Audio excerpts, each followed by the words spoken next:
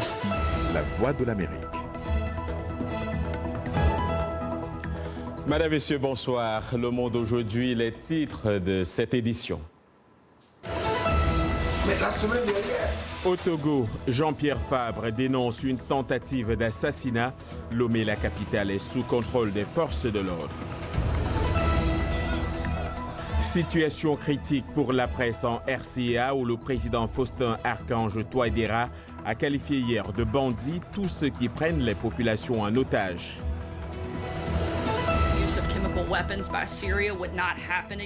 Comment répondre aux atrocités en Syrie? Les États-Unis et leurs alliés examinent toujours leurs options.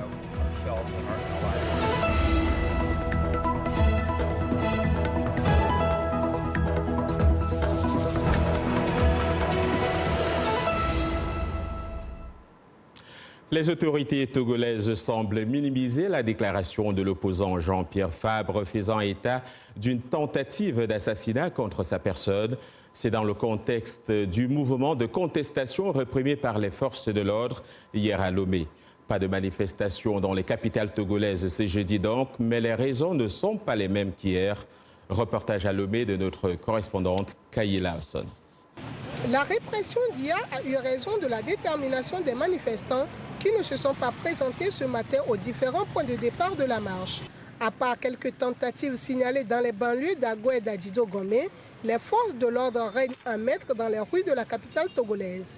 La ronde se poursuit pour empêcher tout rassemblement. Dans notre constitution, c'est permis de manifester. Si vraiment il veut nous gouverner, il n'a qu'à répondre à notre revendication. Comme bilan de la journée d'hier, dans un communiqué, le ministère de la Sécurité a annoncé l'interpellation de 40 personnes, dont 19 ont été libérées en fin d'après-midi. Du côté de la coalition des partis de l'opposition, on déplore 25 manifestants blessés et une tentative d'assassinat sur la personne de Jean-Pierre Fabre. Ils ont cassé la vitre arrière de la voiture. Puis ils nous ont poursuivis, je ne peux pas vous dire. Je dénonce une tentative d'assassinat sur ma personne et sur les gens qui sont dans le véhicule. C'est clair que je vais porter plainte parce que ne pas le faire, c'est encourager la récidive. Le gouvernement relativise. Qui cherche à assassiner Jean-Pierre Fabre? Il n'y a pas eu une seule tentative d'assassinat de Jean-Pierre Fabre. C'est incroyable. Pourquoi quelqu'un va... Peut-être que c'est entre eux, sinon nous, c'est pas possible. En tout cas, nous, de notre côté, au niveau des forces de l'ordre, c'est uniquement les méthodes conventionnelles qui ont été utilisées pour repousser tous ceux qui voulaient manifester alors que la manifestation était interdite. Le gouvernement dit maintenir l'interdiction des manifestations. Le samedi 14 avril, 3 entités projettent de manifester. Il s'agit de la centrale syndicale Synergie des travailleurs du Togo, du mouvement de la société civile Front Citoyen Togo Debout et de la coalition des 14 partis de l'opposition. Kayila Hassan pour VOA Afrique, Lomé. En République centrafricaine, le président Faustin Archange Touadéra est sorti de sa réserve et a qualifié de bandits tous ceux qui ont mis la population en otage, ont pris la population en otage dans le quartier musulman du PK5 de Bangui. Cette déclaration intervient alors que les tensions se sont accrues dans les provinces contrôlées par les groupes armés issus de l'ex-rébellion musulmane de la Séléka. Mardi, des affrontements entre une patrouille composée de casques bleus et de soldats centrafricains et des milices du quartier PK5 ont fait au moins 19 morts, dont un casque bleu et une centaine de blessés. Ajoutons par ailleurs qu'une mutinerie a eu lieu à la prison centrale de Ngaraba de Bangui le même mardi, faisant 2 morts et 1 blessé. C'est ce qu'annonce ce jeudi la MINUSCA. Par ailleurs, la situation semble critique pour la presse. Pascal Gabriela Serra est avec nous en direct de Bangui. Bonsoir Pascal. Bonsoir. Des journalistes seraient pris à partie. Par qui et pourquoi? Alors, c'est vrai que depuis quelques jours, la tension est très très vive. Personne ne sait vraiment ce que les prochains jours vont enfanter.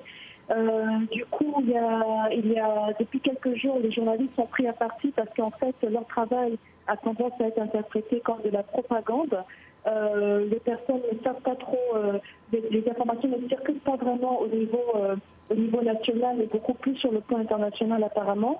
Donc la population locale est très très informée et a tendance aussi à pas très bien réagir lorsque le micro est tendu peut-être à certains groupes. Et cela paraît comme de la propagande, alors que c'est aussi une façon de recueillir des informations. Mais tout cet état traduit tout simplement la tension dans laquelle la situation est en train d'évoluer. Il y a des rumeurs également que les troubles peuvent s'intensifier également sur toute l'étendue du territoire. Donc on est très inquiet de la suite. Alors, le président Touadéra est sorti de sa réserve hier. Comment est-ce que cette sortie est appréciée là-bas? Alors, des informations que nous recevons, beaucoup de personnes attestent en disant que ce discours était attendu beaucoup plus tôt, que ce discours vient un peu tard. Malheureusement, personne n'est encore convaincu des mesures qui sont prises pour l'instant. La population du kilomètre 5 demande aux forces de la MINUSCA de tenter une autre approche parce qu'il y a des populations civiles qui sont prises en otage dans ces quartiers. Donc, il leur demande de réapprécier la façon d'attaquer ou de désarmer les groupes, les milices. Donc, pour l'instant, le discours du président, les informations que nous recevons, n'a pas encore bien été interprété. Merci Gabriela Serra avec nous en direct de Bangui. C'est jour de rentrée pour le Sénat à Yamoussoukro en Côte d'Ivoire, mais cette seconde chambre reste une institution qui ne fait pas l'unanimité. La rentrée s'est faite en présence du président Alassane Ouattara et des présidents des différentes institutions, composées de 99 membres, dont 66 élus au suffrage indirect et les 33 autres nommés par le président de la République. Le Sénat est chargé d'assurer la représentativité des collectivités territoriales et des Ivoiriens de la diaspora. Demain, vendredi 13 avril 2018, se tient à Genève la première conférence des donateurs pour la RDC en l'absence des autorités de Kinshasa. Le gouvernement congolais dénonce le classement des systèmes des Nations Unies qui place la RDC au niveau le plus élevé dans l'échelle des besoins humanitaires, L3 donc, ce que Kinshasa qualifie d'exagération. Organisée par l'ONU, l'Union européenne et les Pays-Bas, cette rencontre a pour but de récolter 1,68 milliard de dollars pour financer des actions humanitaires en RDC en 2018 et 2019.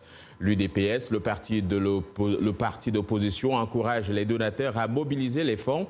Le cardinal Laurent Moussengo, lui, archevêque de Kinshasa, a estimé que le gouvernement congolais ne peut pas refuser une aide quand on a les mains vides.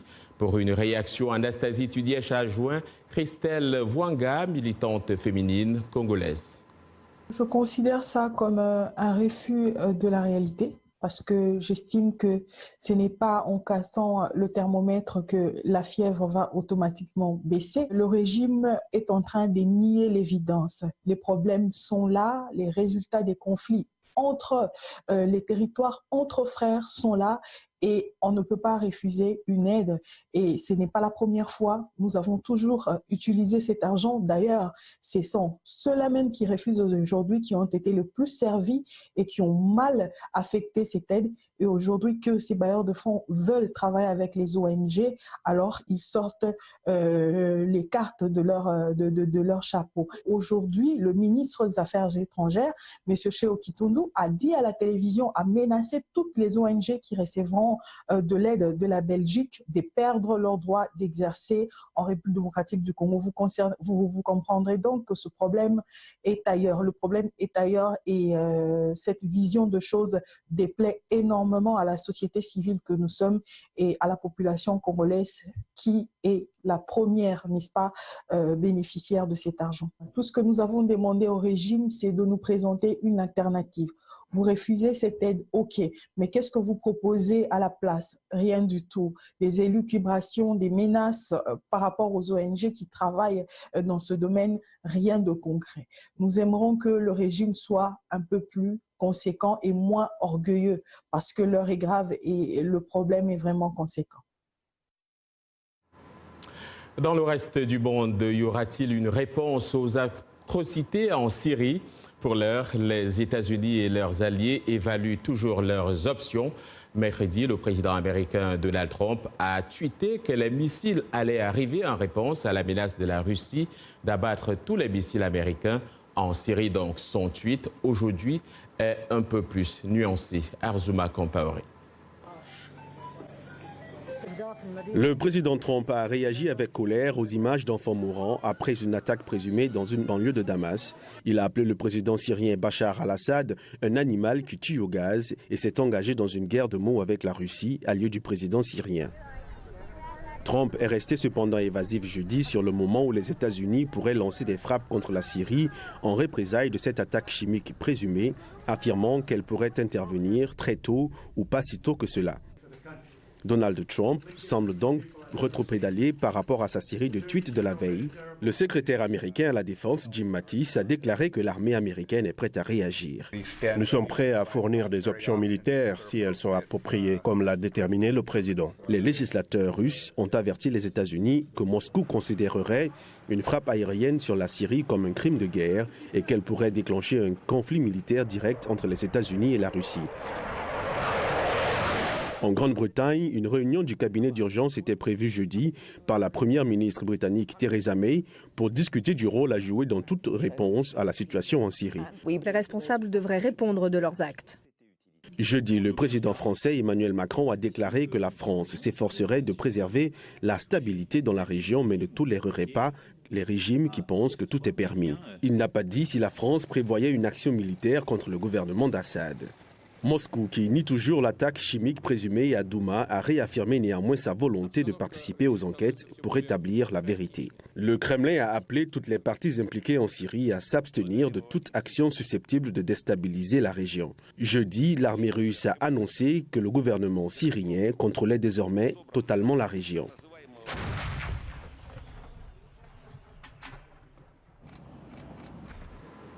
Situation préoccupante pour de nombreux Libériens vivant ici aux États-Unis.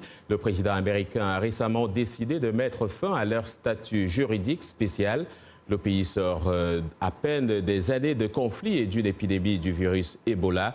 Et la survie des habitants repose grandement sur les transferts d'argent provenant de la diaspora, notamment celle vivant ici aux États-Unis. Les précisions d'Edili Diko. Au Libéria, les envois de fonds des ressortissants habitant à l'extérieur représentent plus du quart du produit intérieur brut du pays. Bon nombre de ces immigrants se trouvent aux États-Unis et effectuent régulièrement des transferts d'argent pour leurs familles restées au Libéria. Mais cela pourrait bientôt prendre fin avec la nouvelle décision de l'administration Trump, une décision qui inquiète une partie de la population libérienne. Parmi ces personnes, Lincoln Zanger. Il y a des personnes qui ne seront pas profondément touchées par le retour de ces gens. Ils disent de les laisser rentrer chez eux pour poursuivre le développement dans le pays. C'est vrai, mais qu'allons-nous devenir? En raison de cette décision du gouvernement américain, Lincoln craint de ne pas être en mesure d'obtenir son diplôme à l'université du Libéria. Si la mesure est appliquée, le statut spécial de son frère prendra fin le 31 mars 2019. C'est très dévastateur, surtout pour ma famille. Mon frère qui a fait tout pour toute ma famille. Il loue notre maison et paye aussi mes frais de scolarité parce que le travail que je fais n'est pas suffisant pour me permettre de vivre. De manière générale, l'économie libérienne a été durement touchée par l'épidémie du virus Ebola et par les faibles prix sur les principales exportations. Ce pays n'est pas prêt pour l'arrivée massive des Libériens venus d'Amérique, surtout ces Libériens adultes et matures qui se sont pratiquement assimilés à la société américaine et qui ont donné naissance à des enfants.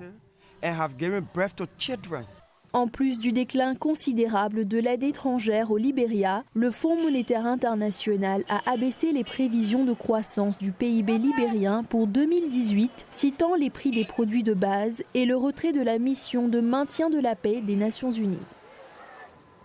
Vous suivez Le Monde aujourd'hui en direct de Washington.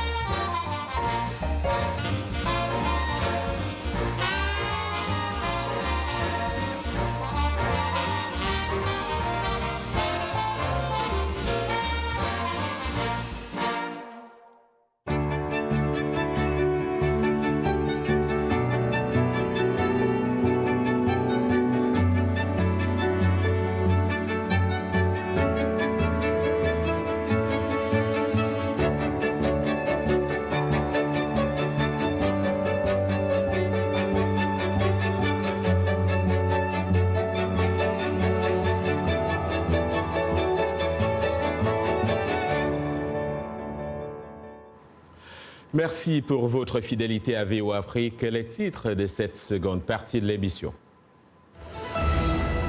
Combattre la stigmatisation des handicapés au moyen de l'art, c'est l'expérience de nombreux jeunes à Bobo Dioulasso au Burkina Faso.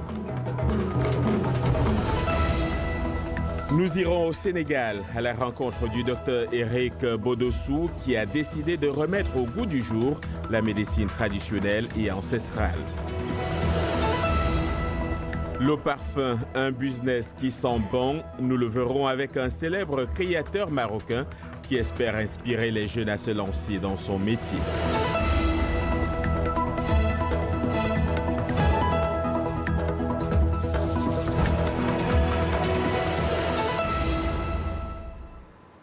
C'est jeudi et la rubrique santé est désormais une tradition dans le monde aujourd'hui.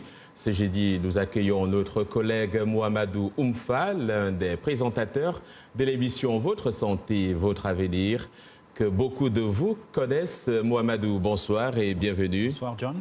Alors, on l'a appris cette semaine, 13 personnes sont mortes de choléra à Yobe, au Nigeria, dans le nord-est du pays. Qu'est-ce qui s'est passé ? Effectivement, le ministre local de la Santé a annoncé le 6 avril dernier qu'un total de 159 cas de choléra ont été recensés, parmi lesquels il y a eu 13 morts.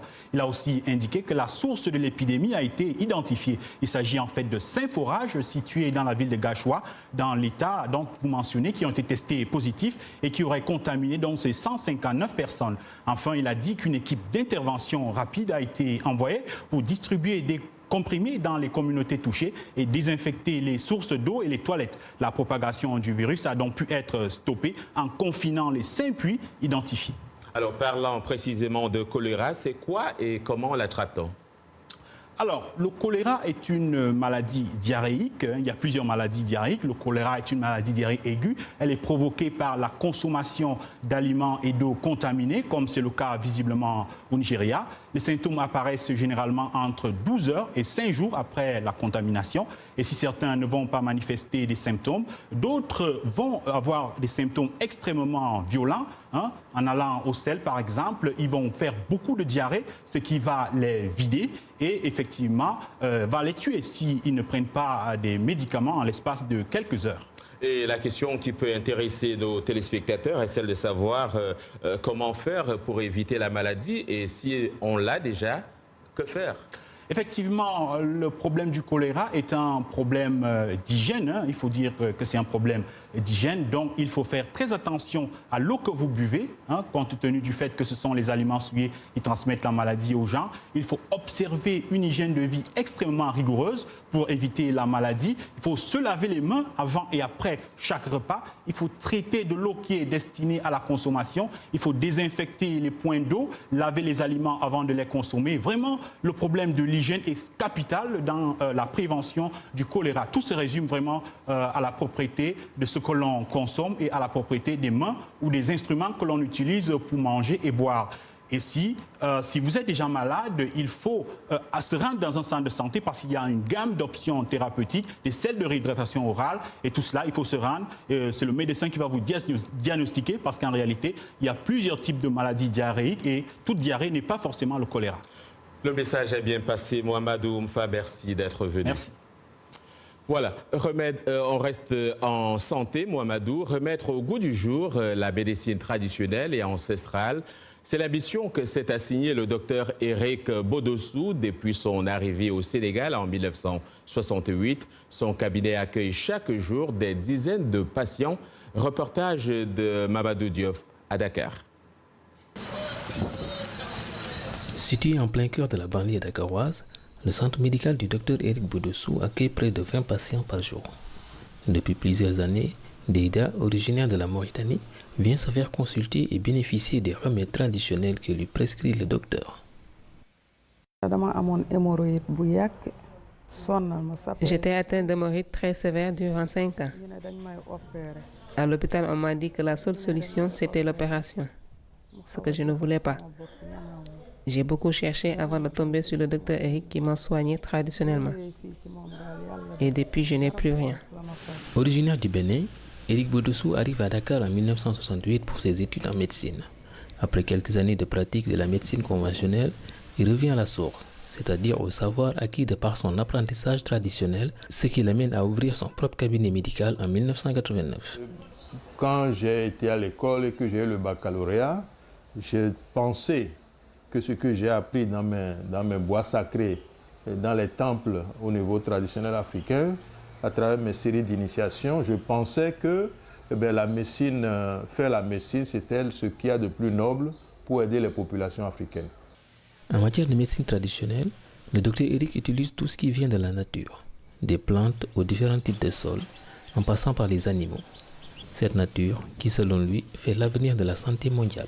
Parce que c'est les populations mondiales elles-mêmes qui ont assez de ces produits chimiques et biosynthétiques et ils reviennent à la nature partout dans le monde. Par ailleurs, président de l'ONG Prometra, promotion des médecines traditionnelles, le docteur Eric Bodessou a créé dans la région de Fatick le centre Malango, une structure qui fédère tous les guérisseurs traditionnels du pays, voire de l'Afrique.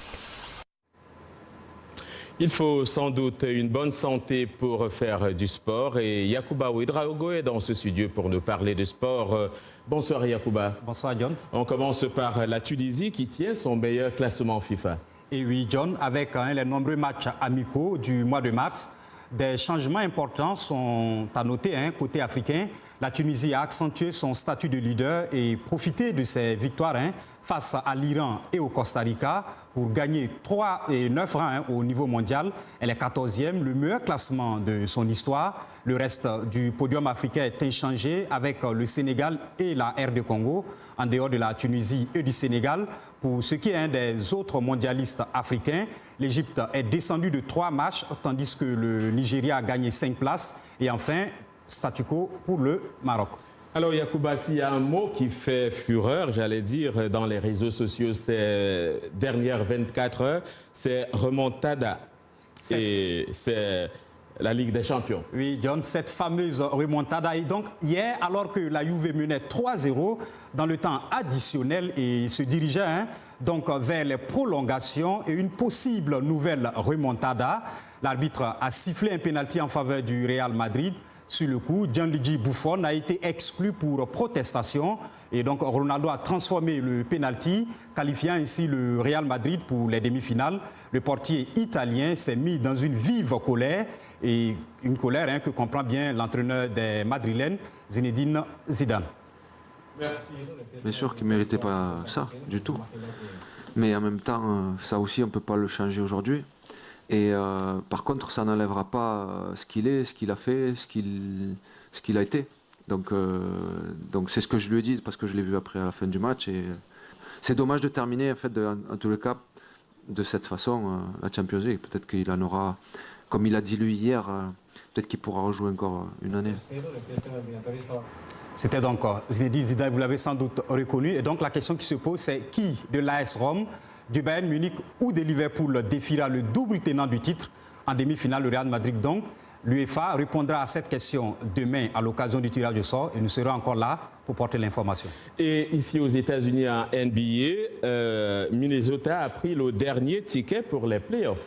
Oui, John, la saison régulière NBA a livré son verdict. Minnesota a décroché le dernier ticket la nuit dernière. Les playoffs débutent dès ce samedi. À l'Est, les Sixers affronteront Miami Heat, tandis que Milwaukee sera opposé aux Celtics de Boston. À suivre aussi, toujours à l'Est, les oppositions Toronto Raptors, Washington Wizards et Cleveland Indiana Pacers. À l'Ouest, ça commence avec du lourd, la revanche en l'air entre les Warriors et les Spurs. Deux franchises qui ne sont visiblement pas au mieux pour attaquer les phases finales, donc les playoffs. Minnesota sera opposé aux Rockets, Portland fera face à la Nouvelle-Orléans et Oklahoma City jouera le Utah Jazz. Yacouba Ouedraogo, on vous retrouve demain. Merci. Merci à vous. L'art au-delà du handicap est une association de jeunes artistes au Burkina Faso. Elle enseigne aux jeunes handicapés comment développer leur créativité. Irénée Herman Umbo nous embarque à Bobo-Dioulassou où cette association mène ses activités avec des enfants de différentes couches sociales. Apprentissage du langage des signes pour non seulement faciliter la communication entre enfants et personnes handicapées, mais aussi pour lutter contre la stigmatisation du handicap chez les jeunes.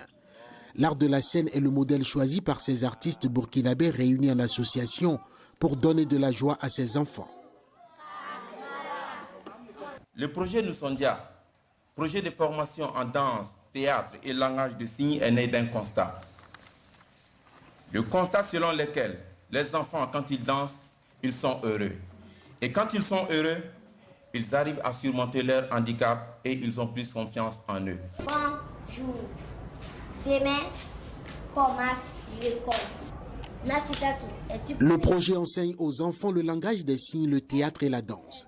L'objectif est de permettre notamment aux enfants sourds-muets, souvent stigmatisés par leur famille et par la société, d'interagir avec d'autres enfants. Les jours qu'on est venu, je ne comprenais pas ce que je dois dire aux malentendants.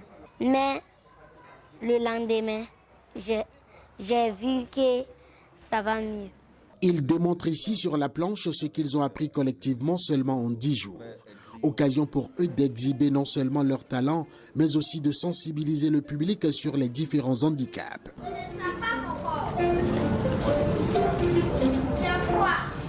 Après cette expérience de Bobo Dioulasso, les initiateurs du projet souhaitent l'étendre sur l'ensemble du pays. Le parfum, un business qui sent bon. Au Maroc, Abderrazak Benchaban, un célèbre créateur de parfums, l'a senti et espère inspirer les jeunes à se lancer dans son métier. Raïssa Gironda. En plus d'avoir du flair, Abderrazak Benchaban est aussi botaniste et paysagiste. Il combine ses passions pour créer de beaux arômes. Je considère ce marché comme une espèce de bibliothèque de senteurs. Et ça m'aide dans mon inspiration pour faire des parfums. Bien qu'ayant été professeur de botanique, il préfère travailler dans son atelier de jardinage plutôt que dans un laboratoire. J'ai préféré aller à la campagne et le construire dans un jardin. Parce que j'estime que mon travail doit rester en relation et en rapport avec la nature. Donc je suis dans une immersion totale. Le magasin attire de nombreux touristes d'Europe, des pays du Golfe et du Moyen-Orient. Ils apprennent l'art de la parfumerie et comment créer leur propre senteur. Cette boutique de fleurs est une des meilleures. Vous devez venir et sentir celle-là parce que c'est très aérien. Vous devez venir et essayer, c'est excellent. Dans mon pays d'origine, les parfums sont très piquants. Ils sont plus pour les jeunes et ils sont très fruités. Ces parfums sont très naturels et ils sentent vraiment bon. Un tour du monde de 1000 odeurs et une passion que Benchaban espère transmettre à la prochaine génération de créateurs. C'est la fin de ce journal. Merci de l'avoir suivi. Je vous retrouve demain. Bonsoir.